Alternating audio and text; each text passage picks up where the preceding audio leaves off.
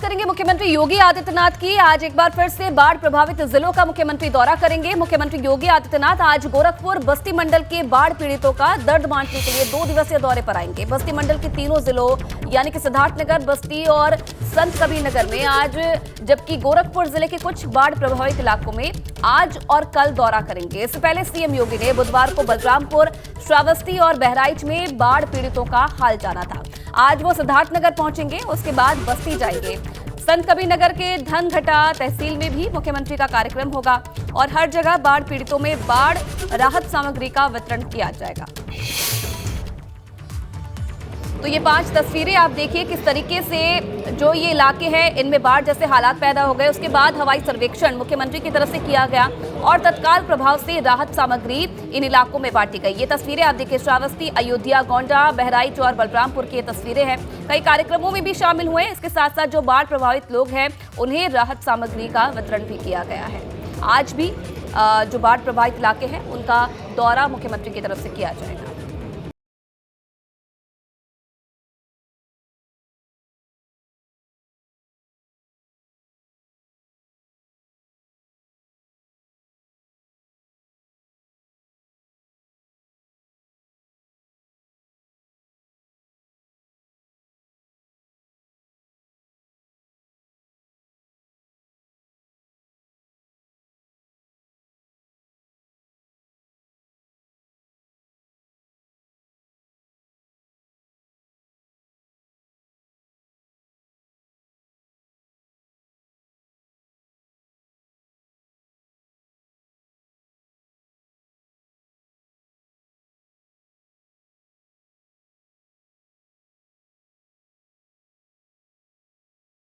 देश में तबाही मचा दी है। नदियां उफान पर हैं, लोग दहशत में हैं क्योंकि जितनी बारिश जून जुलाई में नहीं हुई उससे ज्यादा अक्टूबर में हो चुकी है।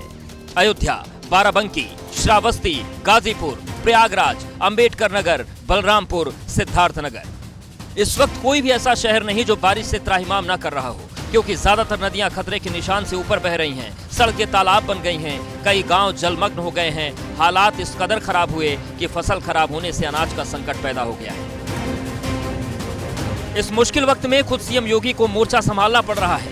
बुधवार को सीएम योगी ने श्रावस्ती, बलरामपुर और बहराइच में हवाई निरीक्षण किया, लोगों को हर संभव मदद का भरोसा दिया। सीएम योगी ने अधिकारियों को निर्देश दिए हैं कि बाढ़ग्रस्त इलाकों में कोई परेशानी ना हो। जनहानि होती है तो जनहानि पर तत्काल संबंधित प्रभावित परिवार को 4 लाख रुपए की सहायता, बाढ़ अथवा किसी आपदा में अंग भंग होने पर भी उन्होंने सहायता तत्काल उन्हें उपलब्ध करवाने, जिनके आवास पूरी तरह नदी में विलीन हो गए हैं, बाढ़ की चपेट में आ गए हैं, उन्हें मुख्यमंत्री आवास योजना में एक आवास उपलब्ध करवाने। मुख्यमंत्री ने बलरामपुर, श्रावस्ती और बहराइच में पहले हवाई सर्वेक्षण किया जो बाढ़ प्रभावित इलाके हैं, और उसके बाद में खुद जमीन पर उतरे, जो बाढ़ प्रभावित लोग हैं उनसे मुलाकात की। मुख्यमंत्री ने उन लोगों में राहत सामग्री भी बांटी और साफ शब्दों में ये कहा कि वो बताने आए हैं कि ऐसे मुश्किल वक्त में सरकार जनता के साथ में है, जो लोग परेशान हैं उनके साथ में है। दरअसल पिछले 7 दिनों से लगातार बारिश हो रही है, स्थिति बद से बदतर होती जा रही है। इस खराब होते हालात के बीच न सिर्फ सीएम योगी बल्कि सभी मंत्री अलग अलग जिलों में जाकर हालात का जायजा ले रहे हैं। लेकिन दशहरा के समय बारिश भी और नेपाल में बारिश होने के कारण बाढ़ है। फिर इन परिस्थितियों से हम लोग पूरा प्रशासन लगा है, किसी को तकलीफ न हो, दुख भी न हो। राहत सामग्री भी, राशन कोटे से भी, वैसे भी 2-2 बार 3 जो भी आवश्यकता पड़ेगी लोगों को बांटा जा रहा है।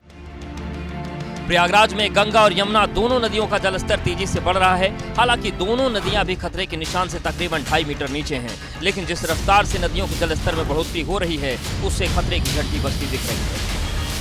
नगरी प्रयागराज पर एक बार फिर से बाढ़ के पानी में डूबने का खतरा मंडराने लगा है। प्रयागराज में गंगा और यमुना दोनों नदियों का जलस्तर एक बार फिर तेजी से बढ़ रहा है। यहाँ दोनों नदियाँ तकरीबन 2 सेंटीमीटर प्रति घंटे की रफ्तार से बढ़ रही हैं। हालांकि दोनों नदियाँ अभी खतरे के निशान से तकरीबन 2.5 मीटर नीचे हैं, लेकिन जिस तरीके से नदियों के जलस्तर में लगातार बढ़ोतरी हो रही है, जिस तरीके से दूसरी नदियाँ उफान पर हैं और जिस तरीके से लगातार रुक रुक कर बारिश हो रही है, उसके बाद प्रयागराज पर एक बार फिर से बाढ़ के पानी में डूबने का खतरा मंडराने लगा है।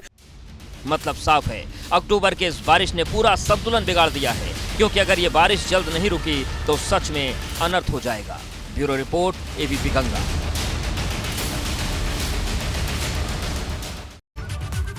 तो कई जिलों में बारिश के बाद बाढ़ के हालात को देखते हुए प्रशासन से अफसर अपने अपने क्षेत्रों में खुद जमीन पर उतरकर हालात का जायजा ले रहे हैं। लेकिन सीतापुर में बाढ़ के बाद हालात का मुआयना करने पहुंचे एसडीएम की गाड़ी बाढ़ के पानी में फंस गई। दरअसल बारिश के चलते सड़क पूरी तरह से पानी में डूबी हुई थी, जिसके चलते गाड़ी एक गड्ढे में जा फंसी। हालांकि बाद में ग्रामीणों ने ट्रैक्टर की मदद से एसडीएम साहब की गाड़ी को किसी तरीके से बाहर निकाला।